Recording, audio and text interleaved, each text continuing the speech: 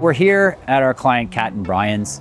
We're working on the outside because our Studio 191, also did the interior. My wife, the interior designer Amelia Wisniewski, did an amazing job on the inside, and so the next challenge was to make the outsides match the insides. What we had here was a really interesting space. We've got a broad, wide, sort of spanning house, a front yard with a half-moon driveway, and all of it was showing its age, around 25, 30 years old, extremely brown, and just needed a lot of help. This will be what most people describe as a backyard, but it's actually a side yard. Corner lot always presents some unique opportunities, and so in this side yard is a pool. This pool was surrounded by some old pavers, cracked, broken, but you have this amorphic shaped pool. Not a kidney, not an oval. Our clients are entertainers. So we need the space around the pool to be generous enough to accommodate people moving around, people lounging, people eating. This was going to be the gathering place for the neighborhood once finished. We had the pool.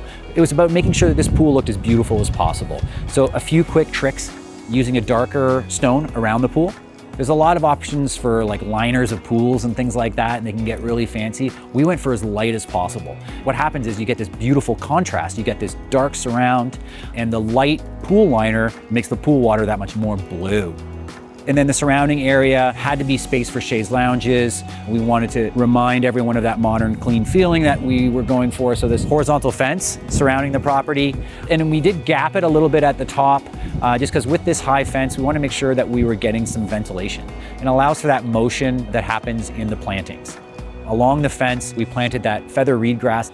Comes up beautifully, really great contrast to the fence, especially when it's green, and creates a little bit of motion in the backyard. We redid the gardens here as well too, ensuring that we kept the planting simple, low maintenance, as native as possible. And the other thing as far as the plantings were concerned is that we had a whole bunch of hostas from an old garden that we were able to take out, repurpose, and put underneath this massive oak tree.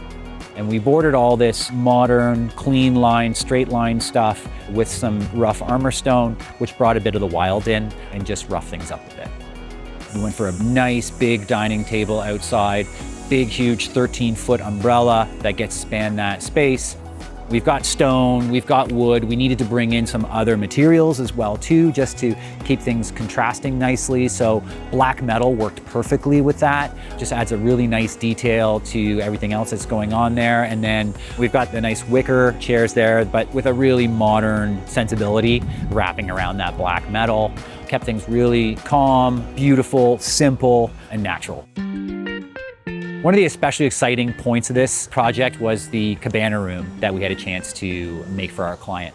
That space was nothing before. It was a dull gray storage space. So bringing inside out, how could we create something that was kind of this transitional space between what was going on inside and what was going on outside?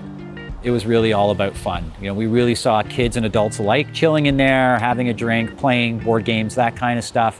And the first thought that popped into our minds was mural. Working with an artist, we were able to make this wonderful floral mural in all these really interesting muted colors, brought the colors that were going on inside the home, as well as went really well with some of the elements that we had out here. And that's how that cabana room came about. So the changes, probably the most involved would be changing the windows. I mean, they just didn't make any sense with what was going to be the future look of this home. Then it was the color. You know, when we think stain, we think of darker colors for some reason.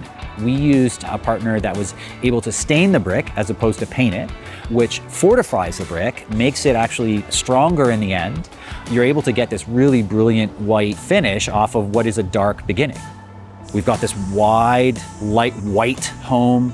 We wanted something that also brought some structure moving upwards. So that's where we brought in a bunch of those ornamental feather grasses, hyper useful, actually quite resilient when it comes to the fall. You know, we want to make sure that this stuff's going to last into another season.